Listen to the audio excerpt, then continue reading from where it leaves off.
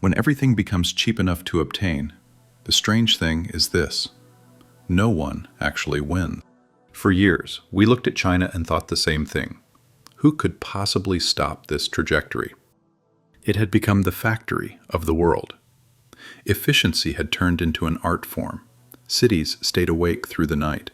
Factories ran day and night. Prices kept falling steadily. After a while, Western companies stopped even trying to compete because keeping up with this pace was impossible. It looked like the product of scale, discipline, and planning. A civilization turning human labor into a massive economic engine. But every miracle has a price.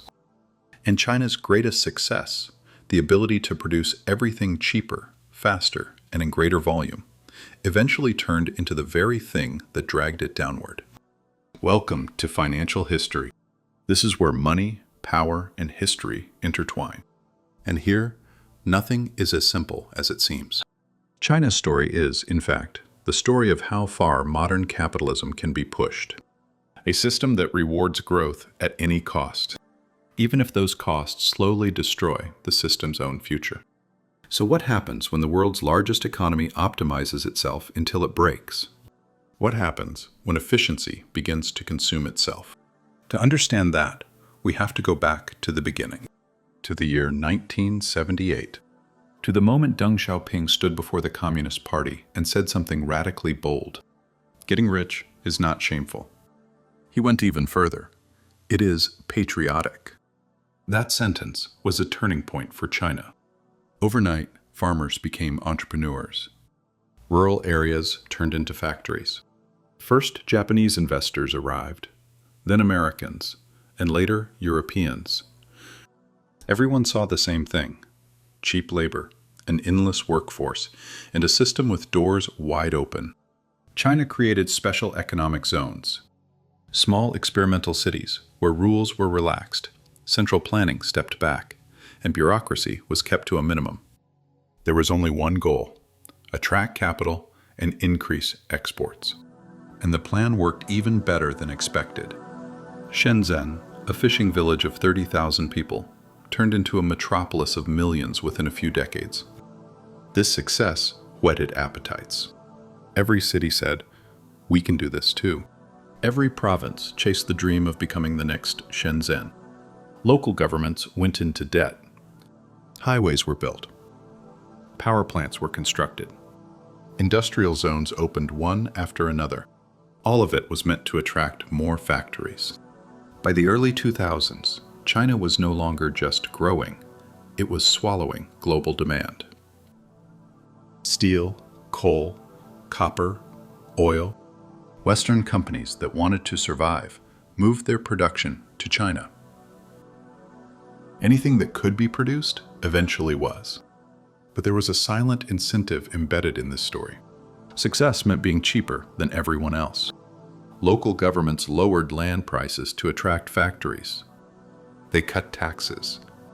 They suppressed wages. Companies followed the same path. Profit margins shrank. Quality took a back seat. Long-term profitability was sacrificed. Everyone was chasing growth. No one was asking about sustainability. It was a race toward an ending that looked like progress. For a while, there were no problems, because the system was strong. Millions of people moved from rural areas to cities. They were willing to work 12-hour days for wages far below those in the West. Factories never stopped. Ports stayed awake all night. Western consumers thought they were winning. $5 t-shirts, $300 phones, a sense of abundance without inflation. China grew richer too.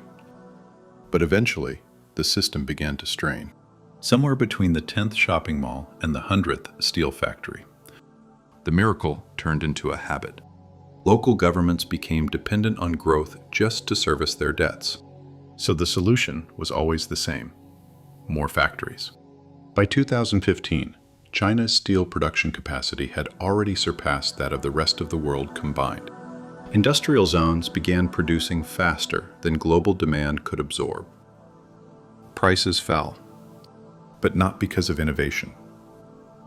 because of desperation. Profits evaporated. But factories didn't slow down. They sped up. Maybe if we produce more, we'll survive, they thought.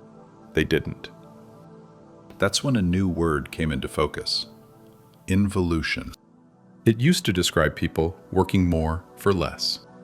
Now it describes companies and entire industries producing more for less profit. Competition no longer driven by innovation, but by survival. Solar panels, electric vehicles, batteries. The symbols of China's new economy turned into battlefields. Dozens of state-backed companies flooded the market with nearly identical products. Everyone tried to undercut everyone else. Margins disappeared. But no one could stop. Because in a system where production equals legitimacy, stopping means losing face. And the cycle fed itself. Prices fell. Profits fell.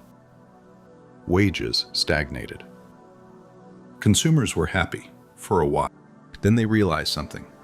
Cheapness was not prosperity. China entered a phase of industrial involution. This was no longer a race for innovation. It was a race toward exhaustion. And no one wins a race to the bottom. Today, China sells solar panels below cost. Electric vehicles sit in parking lots waiting for buyers.